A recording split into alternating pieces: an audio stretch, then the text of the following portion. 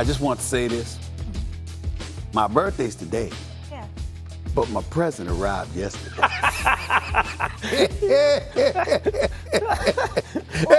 Let's discuss it. The football so guys. After missing a month of football with mono, Sam Darnold returned to game action, throwing 2 TDs and led his Jets to their first win of the season over Stephen A's Cowboys. Dak Prescott, who is still looking for a new contract, failed on a 2-point conversion late in the fourth quarter. The boys have now lost 3 straight games to the Saints without Drew Brees, to the Packers, and now the Jets. Let's hear from them on the loss.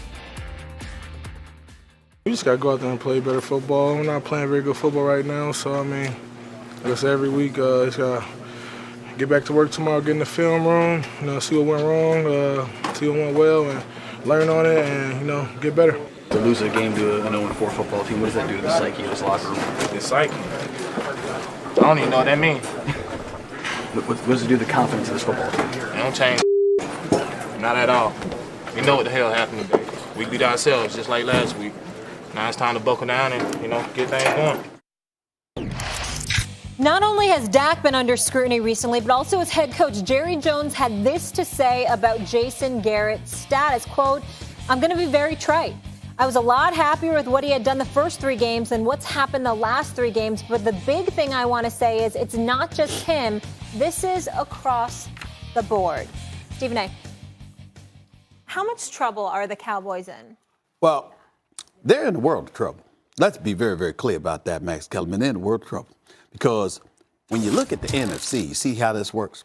If you're 3-3 and you're a 500 team, chances are, if this trend continues, and we have no reason to believe that it won't, the reality is that the NFC East playoff participant is going to have to be the winner of the division. There's not a wild card that's going to come out of there. Not when you're looking at Chicago, Detroit, and Green Bay in the north. Not when you're looking at New Orleans and Carolina in the south. Not when you're looking at Seattle, San Fran, and to a lesser degree, those reigning NFC champion Los Angeles Rams that don't really look like champions right now.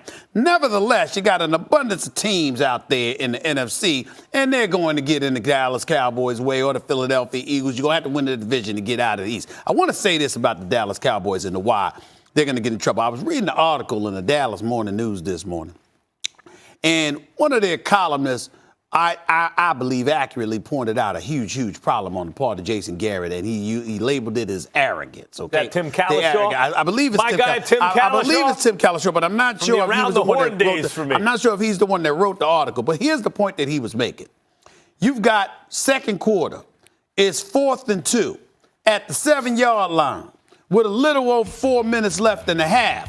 Jason Garrett, knowing you got 2 tackles out of the game, knowing that your running game ain't great, knowing that Amari Cooper and Randall Cobb are not available to you, and your offense wasn't looking as stout as we're accustomed to seeing it look, you kick the field goal right there, and you're all right.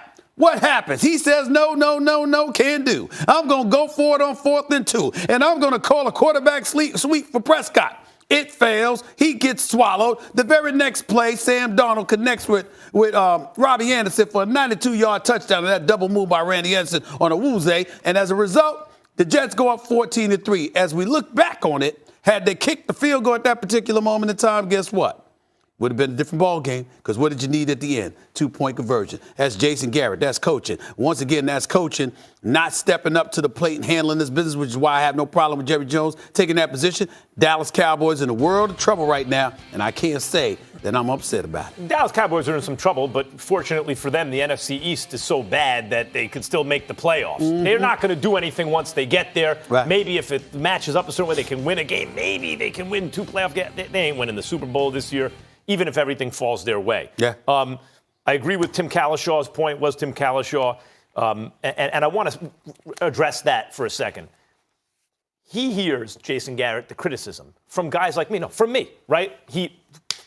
Coaches are such cowards in the NFL. It's unbelievable. They never go for it on 4th down, not nearly as much as they should because they're afraid about getting second-guessed. He hears, I've brought it up a million times, you have Ezekiel Elliott. You drafted him 4th overall. He's exceeded expectations. You're in midfield, and I mentioned this from last year, 1 yard. You're 4th and 1, and you punt. Right? That tells you everything I need to know about Jason Garrett. So here he is. He hears that kind of criticism. He's thinking, 4th and 2, I'm going to go for it, right? No, but it does depend on the circumstance. Here and there, you have to take it into consideration. I usually don't, and I'm not going to even kill him now. If you go for on 4th and 2, I usually like that. I'm not going to kill him now. But Tim Cowlishaw has a point. Pay attention to what's going on. Ezekiel Elliott just didn't do anything the last time he touched the ball. And the main thing is because your two tackles, your starting tackles who are all universe tackles, aren't there. And that's when you choose to be aggressive, right? When maybe you should think, let me take the points. Then you choose to be aggressive. The Cowboys are in some trouble in the sense that they should have a better record than they are right now and be more in control of their own destiny. They're not, mainly because of injury, but also because their head coach isn't good enough. And even when Jerry Jones talks about Dak, and we'll get into it later on, in the end, he's going to come down to it. It's going to come down to a decision. Head coach or quarterback. They've isolated every other variable. They have everything else they need. I do not believe he will choose the head coach. So not only are the Cowboys in trouble, but Jason Garrett in particular is in a world of trouble. Jason Garrett will be gone at the end of this season, barring a miracle, meaning barring if they make the playoffs and make a run in the playoffs. Jason Garrett will be gone. He will not last. If this team is not successful this year, Jason Garrett won't be back as the next head coach of the Dallas Cowboys. That's number one. Number two, I think Dak Prescott, we'll have a conversation about him later. It'll cost him some money. Number three, I forgot who we were showing that video of the guy that, on Dallas, the defensive side of the ball, that said we beat ourselves. Well, isn't that what I always say?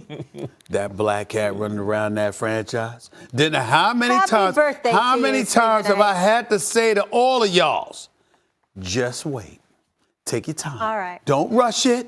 They will not let you down. What can go wrong will go wrong. And we're seeing it. I must say I'm disappointed. I think we're seeing it earlier than I anticipated. I would have liked to have waited later. Yeah. I would have liked to have waited later because it's modifying the expectations of Dallas Cowboy fans. And by the way, that's kind of, it's kind of massaging their misery to some degree. I want them here and plummeting around Christmas. I don't like the fact that it's happening this early. All right. I'm very disappointed. For me, this team's success will be defined by how they perform in the postseason. Like we mentioned, they're tied with the Eagles at 3-3. They face off on Sunday Night Football. The Giants are only one game out of first. Don't do that, Molly. I'm just pointing out facts. All facts. Well, you the one sitting there, the Dallas Cowboys, what they do in the playoffs, they might not make the playoffs. Lamar Jackson has been on fire lately, but does he actually make the Ravens Super Bowl contenders? Stephen A., what else you got? Got a lot more to come your way on First Take. Is it time to admit the Cleveland Browns made a mistake by choosing Baker Mayfield's boy, Freddie Kitchens? Plus, even though the Eagles were grounded in Minneapolis, I'll tell you why I'm not concerned about Carson Wentz. Also, I'll tell you why I'm saying Deshaun Watson is a better MVP candidate than Patrick Mahomes. That's right, I said it. All that and more coming up. First Take in the house. You know what time it is.